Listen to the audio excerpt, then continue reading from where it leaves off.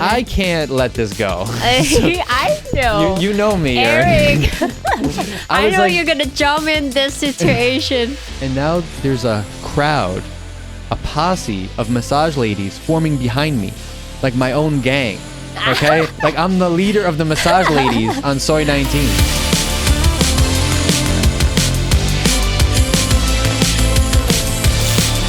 What is up, guys, and welcome back to the One Night in Bangkok podcast. My name is Eric. I'm here with Ern, and we're bringing you Bangkok's best podcast. If you are coming to Thailand soon, if you want to move here, if you want to travel here, hit the subscribe button. Check us out on Apple and Spotify podcasts. Check out our Clips channel, and if you want to support us, you can buy us a coffee down below. Also, I want to let you guys know we recently launched a second Instagram channel. So I'm going to post a link down below. I'm not going to tell you guys exactly what it's about yet, but if you want to be the first to know on some new things, some new projects that are going on, go follow the Instagram link down below. It's called Nightlife Thailand, and I think that it's going to be a big thing. So go check that out down below. Also, I want to say we have an email list that we've kind of been waiting on. If I were you guys and you're going to be in Bangkok soon and you want to know some of the big things that are coming up, go sign up for that email list as well. So those links are down below. Tonight I'm here with Ern. I haven't seen her in like 2 weeks. So we're going to catch up on a few things that have been going on. I have a few interesting stories about really? We'll get into it. Okay. So the first thing that happened though in the last few weeks is the new club Upper House opened I've seen that. 24 Boulevard. So Soy 24, Sukhumvit Soy 24 is where Baccarat and GOT is. And those are two really popular places. It's near Prampong. And that whole street, I feel like, is being developed for like a big entertainment zone. And now, so the same owners as Baccarat opened 24 Boulevard, which I would describe as like an outdoor eating kind of social place. You can get food, people just go and get drinks. It's really popular, especially on the weekends. In fact, I've tried to go like twice now, and both times it's been almost impossible to get a seat. It's too crowded. Yeah, in fact, and Neo, who was on our show a few months ago, he's the manager there. So I said yesterday it was raining, and he took like a video, like the wind blowing in and everything. And I sent him a message, and I was like, "Oh, I can finally get a seat," because every time I go there, I'm struggling. So that's a cool spot. And then they opened up the new nightclub, Upper House, which is on the second floor there. And I wanted to go by with my friend last week. I was with my friend Leo the barber, who still refuses to come on this podcast. But Leo wanted to go, and I thought it was the opening weekend, and I thought it was going to be hard because everybody's going to be there. And I guess he messaged them and wanted to book a table, and they were like, "Oh, it's first come, first serve." And he's like, "Okay, what time should I come?" And they told him, "Come at 10:30." So when he told me this, I was like, I don't think this is going to work out, because why? Opening weekend clubs, it's not really about selling tables. It's about getting all of the right people in the room so that you can take photos and people share it and you get the word out. So I thought maybe, things might be running a little weird the first weekend or the first week. So anyway, so he shows up, he got there before me, and he went, and they were like, "Oh, we're sold out." And he's like, "What do you mean you're sold out? I messaged you to make a reservation and you said come at this time." Yeah. And they were like, "Sorry, we're sold out." And so when I arrived, he told me this, and he was all like, he was kind of annoyed. And I was like, I understand what happened. I was like, let me go talk to them. And he was like, "What are you going to say to them?" He's like, blah, blah, blah, blah. They said they're sold out. Can't come in. So I went upstairs and I talked to the manager. I think it's the manager. I think her name is Kate. And this guy is a lesson in, when you go out at night, like how you should act. I just introduced myself, and I was like, "Hey, just wanted to understand like what might have happened here, because we tried to make a reservation. It's no problem. I understand, like, it's opening weekend. A lot of things are crazy. I just want to know for the next time, blah, blah, blah." And I was trying to be super chill about it. And I told her, like, no problem. We'll go someplace else tonight. And through this like 1 minute conversation with her, she was just like, you guys want to come in? You can come in. And she's like, and so 2 seconds later, now we went in. But yeah, it was super packed though. We wanted to get a table, but it was just not possible. Yeah. So we just kind of looked inside and, saw what it's like. I like the design a lot. What kind of music there? So I think it's supposed to be more like commercial music. I don't know exactly what that means, but whereas Baccarat is more like house music or it's more specific. This is a little more wide, I think. The design, I feel like, is very similar to Baccarat. You can tell they're related, and I actually like the design better because Baccarat is kind of split. It's got like one side and then the other side. Like one side's more quiet, the other side's where the DJ and everything is. This is more just one big room. So I like the design better. I think it'll be a really popular spot, but maybe another time we can go and have a whole night and then we can talk about it. Yeah.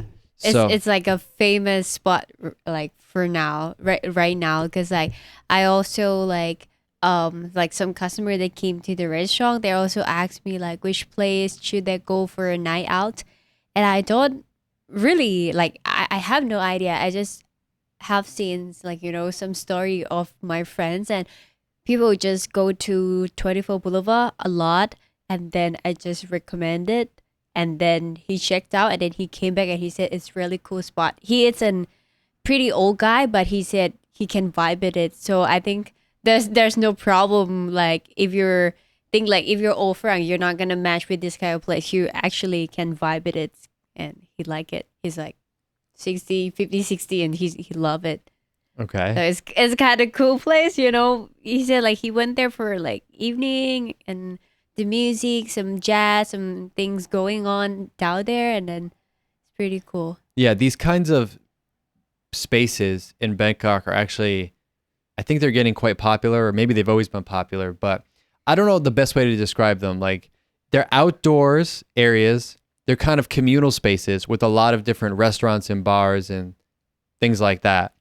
And you can just go with your friends, get food at this place, get a drink at this place, and sit there for hours. Yeah. Like a lot of people will go and get like a beer tower or... I think it's give the feelings like you get the good quality food and wine and all the stuff, but you still can go there like with the chill outfit. You don't have to really wear like... Really? Because all the people I see there are dressed extremely well. But it's not like extremely like you go to the fancy restaurant, right? Yeah. So you can...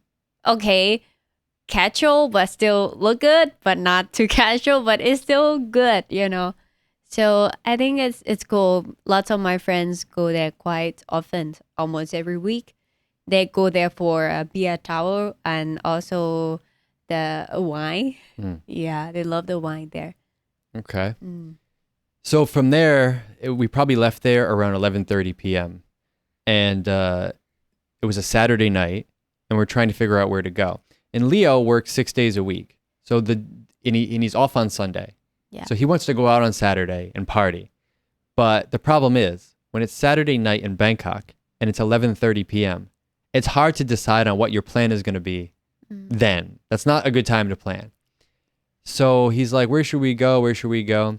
So then we went to Chiang Mai. It was me, him, his girlfriend, a few of her friends, and Leo had another friend, guy friend. So we went to Chiang Mai, and there's another new club over there called Salone Di Vita or something like that we also wanted to check out. And I knew it was going to be completely slammed on Saturday, but I figured let's just see. Okay. And it wasn't a good sign when we rolled up and the parking lot is full of like Ferrari, Lamborghini, like this, like I don't think I've seen this many supercars in one place in a long time. Yeah. So that didn't work out. It was completely slammed. So then he wanted to go to Dope and Dirty, which is nearby, which is a hip hop nightclub. Yep. And I know like it's going to be, basically any place you're going to want to go to is already going to be full on Saturday night at 11:30 p.m. Saturday night. Now, I will say he suggested going to another club that I won't name that we've been to many times. And he's like, let's just go here. And I'm like, I'm not going there. I knew there'd be tables, but I feel like that particular club has gone downhill so hard. I don't know personally people that would want to be there now. And it's crazy to me that like some nightclubs now on a Saturday night are just completely full, booked out, and other ones are very, very empty in the same city. So we ended up going to Dope and Dirty. And he asked the guy, like, do you have any tables? And the guy's like, oh, yeah. And I was like, ask the guy where the table is. So the guy's like, I'll show you. So we walk in, and it's a 2-level club. Yes. And he brings us towards the stairs. And I'm like, damn it. Up there. So he brings us up the stairs, around the bar, into like the back. I didn't even know this space existed in the club. And I was like, what are we doing? Because it's not like it's cheaper. I think there were 8 or 9 of us in the group total, which also made this harder. If there's like 8 of you in a group and you want to go out in Bangkok, you need to book it in advance, especially for like a Saturday night. Yeah. So I'm like, Leo, we're not going to be in the upstairs back corner. I mean, we might as well be out on the roof at this point. Like, why are we going to do this? So I convinced him, like, let's go somewhere else. So on the way out, he wants to go to Urban Music Bar, which is also nearby. So we go over there. So they ask him, do you have a table? They're like, we have 1 table left. It can fit 9 people or 10 people. But it's upstairs in the 2nd floor. Yeah. And Leo's like, let's just see it. I'm like, at this point, I was like, okay, whatever you want, Leo. It's your night. You just choose whatever you want. Mm-hmm. So we go upstairs and they lead us to the table. And the table was like, it was a nice big VIP table behind a bar in the corner next to the girls' bathroom. Oh, and I see. I was like, but I know how he feels because now it's already like 1 a.m. and he feels like he's wasting his night and he just wants to have fun. Yeah. Right? Because you changed. So many times. Yeah. So I'm like, okay, whatever. Okay. So the good news is it was pretty cheap there, I think. I didn't see the exact prices, but I think he said it was around 1,500 baht for a bottle of vodka. And I think it was like a 2-bottle minimum at that time. I don't know, but I remember thinking it was pretty cheap. Yeah. So that was good. And I actually like the music there. I've been there once or twice before, but I never really like hung out there a lot. It's all Thai people. Mm-hmm. And maybe some like Koreans or Chinese. But you always like downstairs? Yeah, it was downstairs. But it's one of those venues where like you basically need to have a table. There's no dance floor. There's no like walking around. Everybody is just kind of... Need a table. Yeah. But we've got this big table right next to the girls' bathroom. And it's kind of like a joke. Like how... I'm just thinking like they're trying to have a good time, but like you hear the toilets flushing. And then every time the door opens, like you smell like the bathroom. And, there's just constantly like people walking in and out. I see. And, and I thought, I was thinking like, I always, because I worked, my business is like in the nightlife industry. I always thought like, who buys these tables? Like, you make a floor plan for a venue, obviously not all you try to use as much space as possible, right? And obviously some of the places are going to be better than other places. And I'm sure when they designed it, they were like, should we even bother to put a table in this back corner where you can't see anything next to the bathroom? And someone was like, someone will buy it. But it's just like, last option. Yeah. Like, and so if now... they want to stay, then that's the last option. And now I know who will buy it. It's you. I was in that group. Yeah. It's you.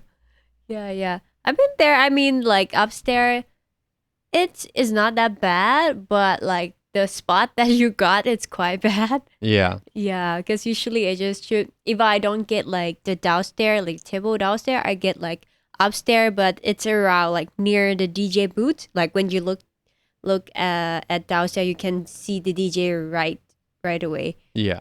Yeah. I like watching people and stuff. Mm-hmm.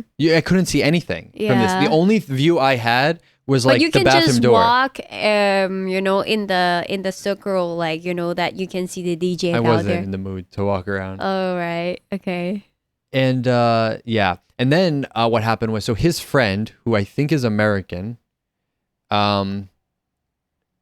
he was with his girlfriend and two friends, and I think a girl came out of the bathroom and knew him or was talking to him or something like that, and the girlfriend got not happy, and there was like an argument or something. All right. Yeah. So I didn't even stay that long. I was so hungry too.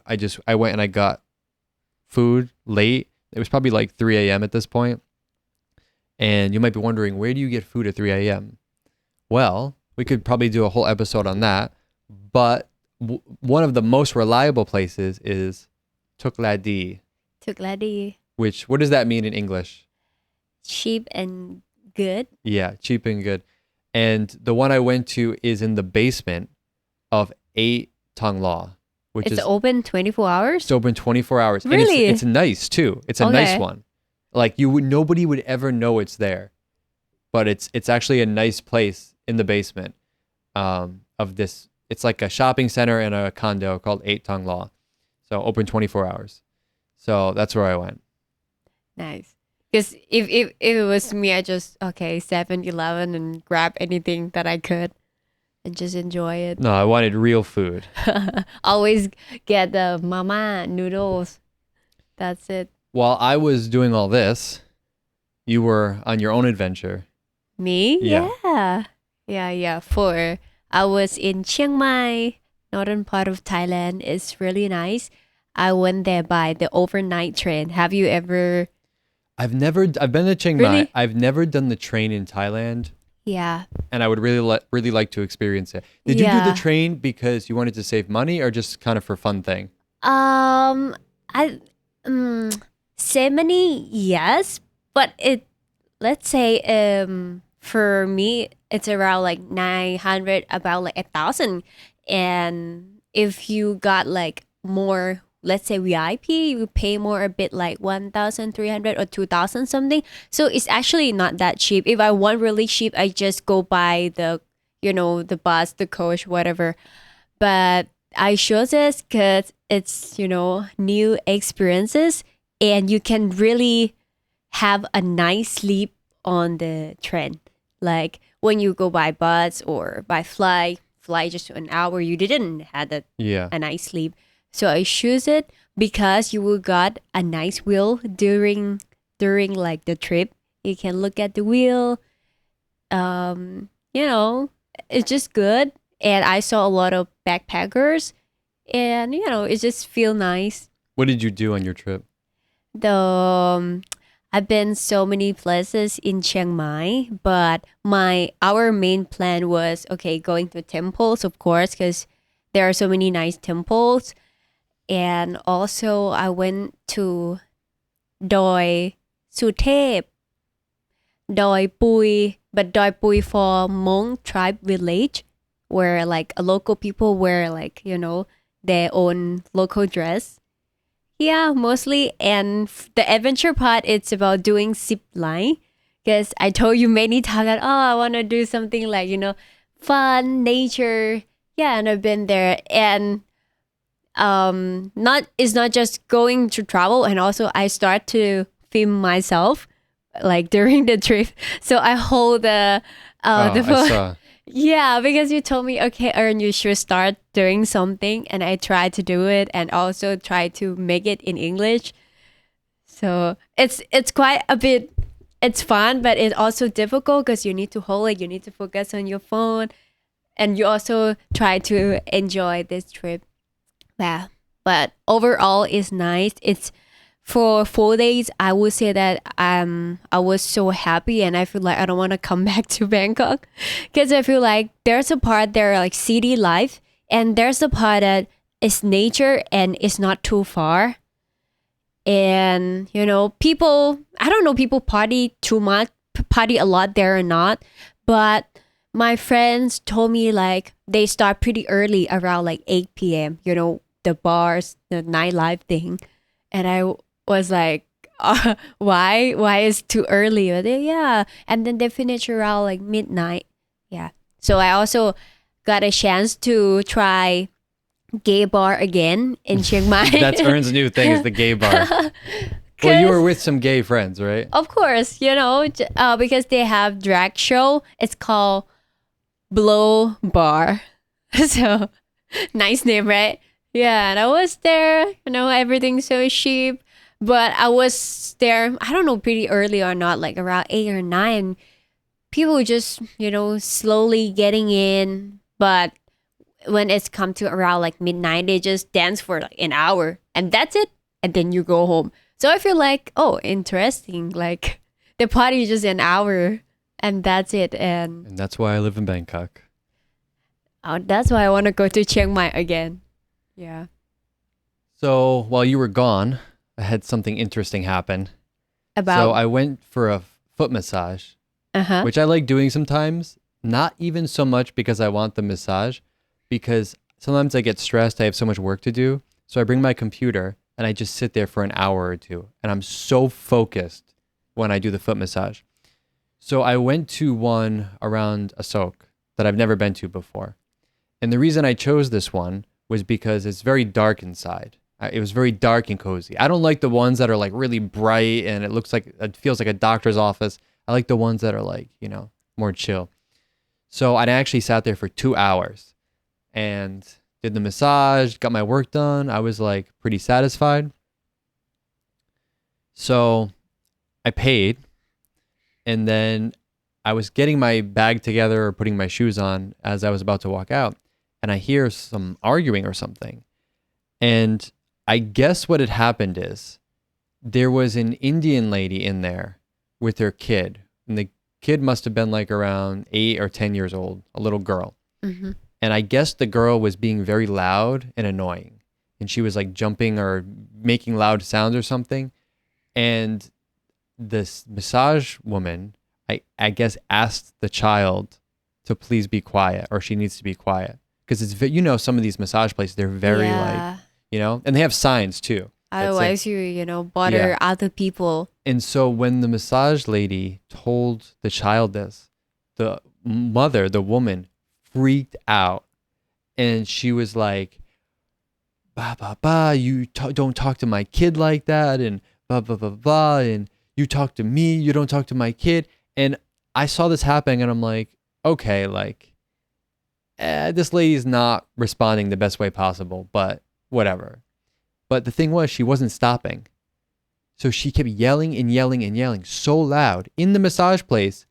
Yeah. And you know how Thai people are, like. Yeah. They don't like confrontation. And this lady is screaming at them. And after about a full minute of this, and mind you, there's other customers there who I'm sure are like very annoyed. Very annoyed, yeah. I was like, are you gonna? I can't let this go. I know. You know me, Eric. I know like, you're gonna jump in this situation. So, I'm like, I get how the staff might be afraid for whatever reason. They don't want to get fired or whatever. If they are tied. Yeah, so I figured I'll take care of this. So I was literally about to walk out the door, and then I turned around and walked back in. And I walk up to the lady, and I get real close like this. And she looks at me like, and I lean in and I said, "Please be quiet. There are other customers here and you're bothering them."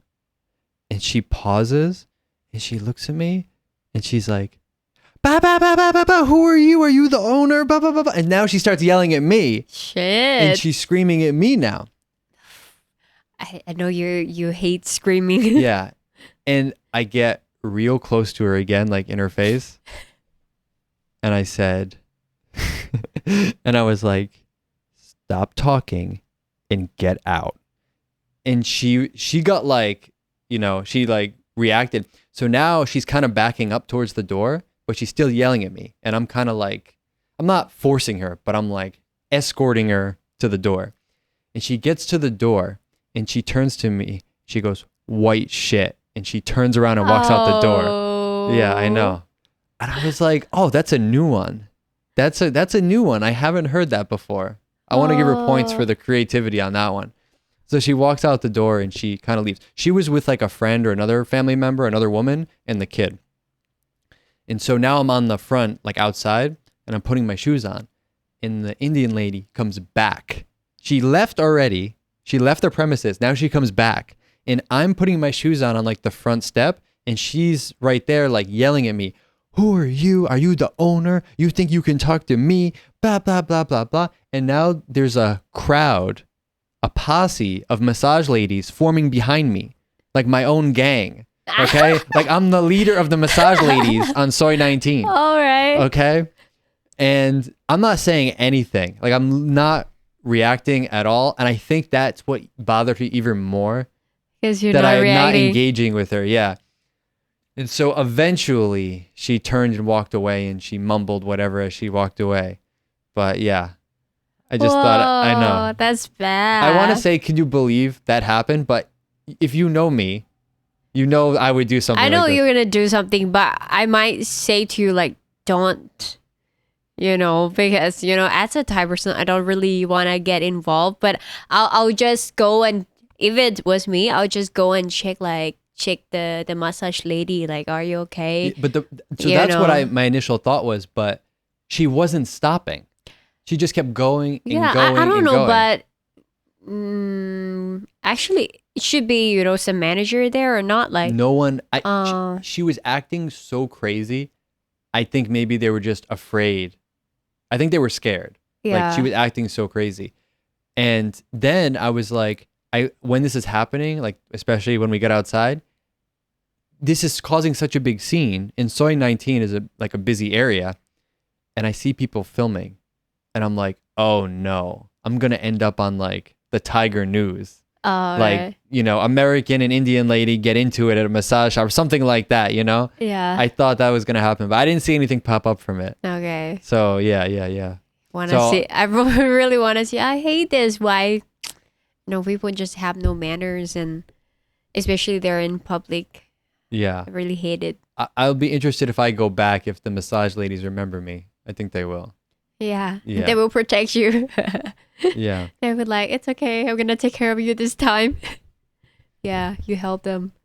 So the other thing that's been new the last few weeks, and I'm not sure how much you guys are interested in this, so let me know. But I've wanted for a while to buy a motorcycle. Mm-hmm. And I'm not getting any younger, Earn. Okay. So it's going to come sooner or later. And so I'm like, okay, I think it's time to start this process. Now, I already had a motorcycle license in America since I was 18, but I never bought a bike there. And then when I came to Thailand, I rode like, the Honda Click or whatever on the islands or this or that. And then a few years ago, I rode a big bike around northern Thailand. We did that whole 1 week trip on bike. So I have some level of experience.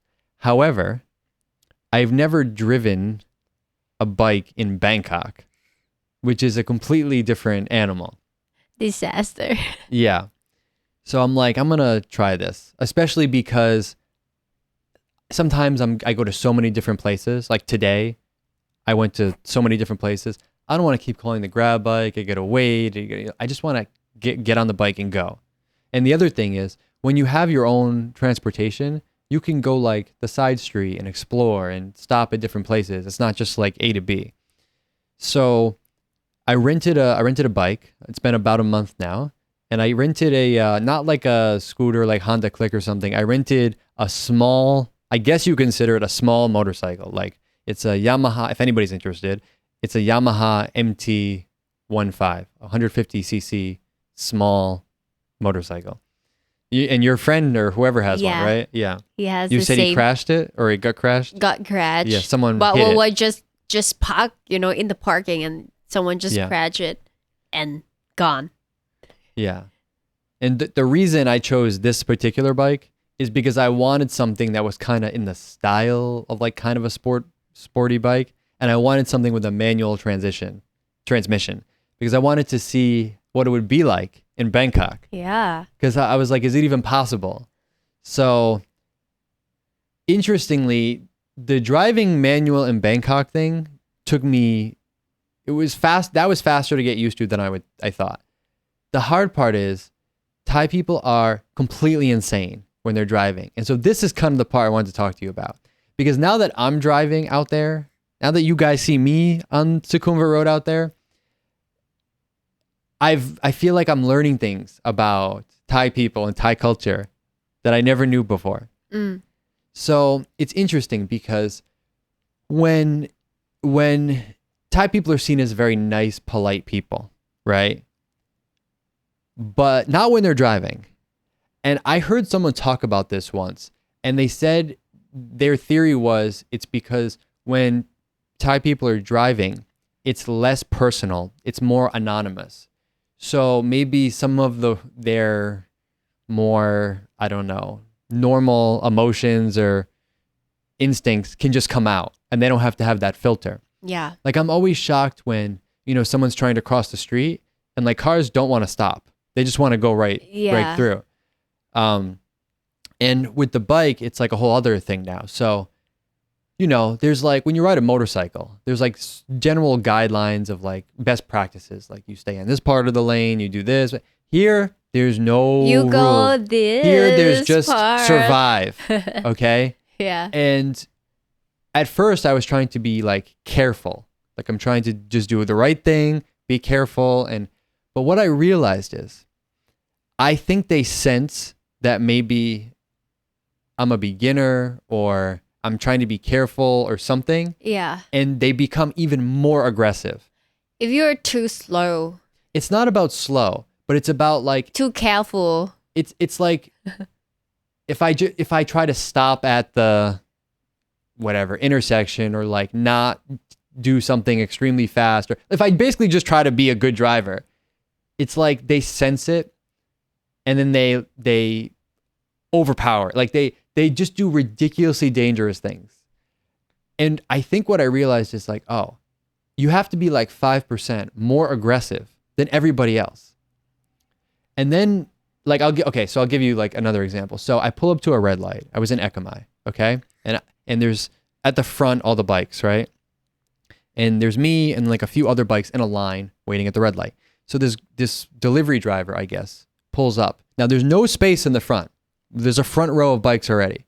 But he pulls up and he doesn't say anything, but he like scoots forward, and then he like wedges his bike, the wheel, between me and the next guy.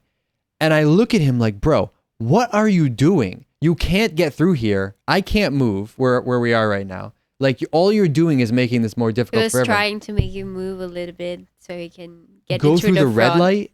I mean, someone not just like go through the red light, but they just try to be like ready once it's green, so he can go first. So he can save 0.5 seconds. Okay, that's what most of them did. So I'm looking at him do this, like scoot up, and he finishes, and now he's wedged his bike in the spot. And then guess what I did?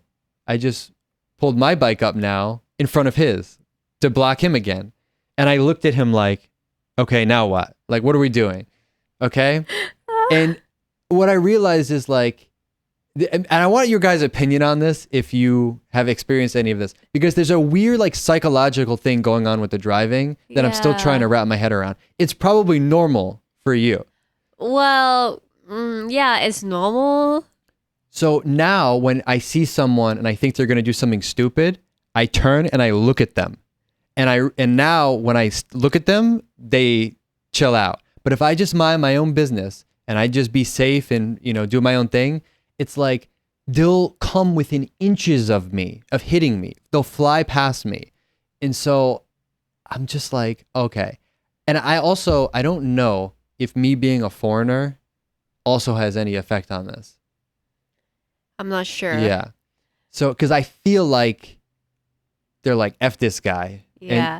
But if it happened to me, I try to avoid the situation that you're going to look at them like, you just ignore. Okay, if you're going to go a bit up front, then you just go, but don't try to look, the Thai driver. I think they can get mad like easily. But I don't know, because if you're a foreigner, Farang. Big guy? I don't know. I'm a big guy. I'm a big guy. Maybe you're bigger than him, but if it's happened to me, I try to avoid it. No, to be clear, I haven't had any. Because I would say that so many Thai drivers, especially like, the motorbike, they can gone mad like very easily, And by the way, and maybe because I'm a girl, like, some Thai was just driving like smoothly, try to be careful, but there's a car like behind me, and he tried to go fast. He in rush or something, and maybe I just blocked him, and then he just pulled the window down and then just shout at me, and I was like yelling at me, and I was like, what? Sometimes it's happened, especially you're a girl. Well, I haven't had any problems yet. I did have one close call, and I wanted to ask you about this situation. So I was in Tonglaw and I was driving, and the car in front of me stopped short. Like it suddenly stopped. So I suddenly stopped. Yeah. But there's 3 bikes right behind me going really, really fast up the lane. Yeah. And the car stopped, I stopped. The bike behind me was like, ooh, and he went like, and he just missed me to go around me. And my question for you is, maybe you know or maybe you don't, if he hit me like this from behind, whose fault would it be? This is so hard. Really. So the reason I thought about this is because the car, like, right in the front. In the West, or at least in America, if you stop and someone hits you from behind, it's 100% their fault, no matter what. Mm-hmm. But I wondered here, like, how it works, because I feel like here the mentality is different. They kind of like to spread the blame more, like, oh, well, it's your fault because you stopped. Well, it's like, yeah, no kidding, I stopped because I avoided the accident. Also in the back, like, you cannot predict like the speed that it's just gonna stop. So it could be like the car, the bike, whatever, like right in front of you. It could be his fault. And not the other from thing, the back, because this is, I don't know. The other thing I considered was, if I get into an accident, and let's say it's like this, and it really isn't my fault, and I get into an accident with like a Grab driver or something, because I'm the foreigner, are the police going to be like, it's your fault? I feel like, I don't know. I've heard mixed things about this. So I'm curious if any of you have driven in Thailand or in Bangkok and have any experience with like accidents and stuff like that. I'm really curious to know what happened. Yeah. I think it depends. Because if you cannot explain to the police really well, then it might become your fault. Right? It's happened many times when foreigners go to the police station, and then at the end it's become your fault because you cannot explain it well. And Thai people try to, oh no, it's not my fault. Yeah, he do like this. You don't need to check the CCTV. Just trust me. I'm Thai. You're gonna trust Farang. It's happened many times. Better you have some Thai friend to help you. Yeah. Immediately once you got in an accident, or you have something that you need to involve with the police, call your Thai friend. Thai friend. Keep your phone on you. Yeah. So, and I also want to shout out to Fat Boy Motorbikes, which is where, they're not sponsoring this, but where I rented the bike from. I think bike rental shops in Thailand get a bad reputation. I have to say, I'm very impressed with them. They were recommended to me. I saw they have good reviews, and I showed up, I talked to them. They have like a WhatsApp thing. I messaged them. I wanted something specific. They're like, okay, blah, blah, blah. Very good customer service. Yeah. How did you find it? Do they have the website or? I think, well, they have an Instagram page for sure. Instagram. But the reason I went with them is because it was recommended by a friend. And also I knew they had some like bigger bikes that weren't just like a, Honda Click. What do you need to rent the bike? Like some paper? No, you don't. You need money. That's it. Just that? I don't think, okay, I don't. They don't need your license? Okay, so I think. Your passport? They didn't ask me if I have a driver's license, but I do. I have a bike and a car license in Thailand. I think normally they would take your passport and copy it. And for me, the deposit, if I think the way it works is, if you stay in Thailand long term, like you have a long contract, like 6 months, a year, you can pay like a cash deposit. Like I paid, I think, 8,000 baht deposit or 5,000 baht. I can't remember. For how long can? So I'm renting monthly. Monthly. Yeah. But I think I saw that if you're just here on like a holiday trip, I think they want to keep your passport. Don't quote me on that, but I know the requirements were different. So anyway, though, so far the experience has been good. And this is why. So the month ends on Monday. And I was actually going to return the bike and get a different one. But they're closed on Monday. Or actually, the month ends on Sunday. But they're closed on Sundays and Mondays. So they were like, oh, you can just bring it on Tuesday. No worries. And I was like, oh, thank you. Because I think some places would be like, oh, you have to have it, bring it back before that. Very strict. So anyone hop on your bike yet? No. No. You didn't even let me hop on it because you said it is. Also, it's very little quote space. Small. Yeah. Yeah, very small because my manager, he also has the same bike.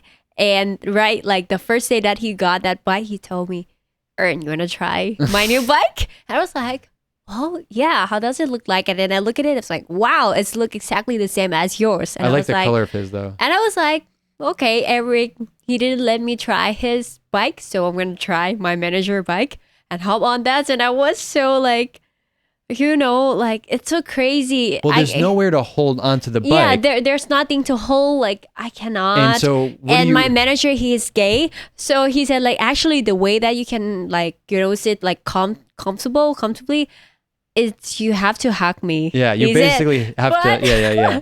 Because he's gay, and I feel like, oh, this is awkward. I don't want to hug you.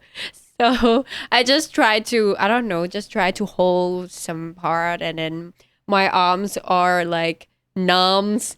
My butts are numbs. Like, because it's like 30 minutes from M-Sphere to my place. And when it's go really fast, I feel like I'm going to fly out. So, okay. So the second time, I told him, that's why I'm going to hug you this time.